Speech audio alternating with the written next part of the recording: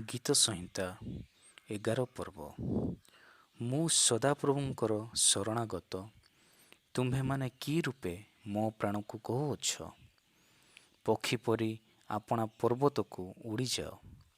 କାରଣ ଦେଖ, ଦୁଷ୍ଟମାନେ ସରଳଚିତ୍ତ ଲୋକକୁ ଅନ୍ଧକାରରେ ବିନ୍ଧିବା ପାଇଁ ଧନୁ ନୁଆନ୍ତି।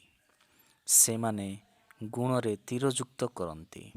ଯେବେ ଭିତ୍ତିମୂଳ ଉତ୍ପାଟିତ ହୁଏ, ତେବେ ଧାର୍ମିକ କ'ଣ କରିପାରିବ? ସଦାପ୍ରଭୁ ଆପଣା ପବିତ୍ର ମନ୍ଦିରରେ ଅଛନ୍ତି। ସଦାପ୍ରଭୁଙ୍କର ସିଂହାସନ ସ୍ୱର୍ଗରେ।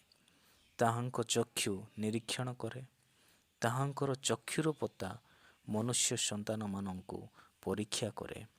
ସଦାପ୍ରଭୁ ଧାର୍ମିକର ପରୀକ୍ଷା କରନ୍ତି, ମାତ୍ର ଦୁଷ୍ଟ ଓ ଦୌରାତ୍ମ୍ୟ ପ୍ରିୟ ଲୋକକୁ ତାହାଙ୍କର ପ୍ରାଣ ଘୃଣା କରେ।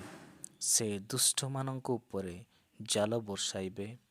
ଅଗ୍ନି ଓ ଗନ୍ଧକ ଓ ଝାଞ୍ଜି ପବନ ସେମାନଙ୍କ ପାନପାତ୍ରର ଅଂଶ ହେବ। କାରଣ ସଦାପ୍ରଭୁ ଧର୍ମମୟ, ସେ ଧର୍ମକୁ ପ୍ରେମ କରନ୍ତି। ସରଳ ଲୋକ ତାହାଙ୍କ ମୁଖ ଦର୍ଶନ କରିବ।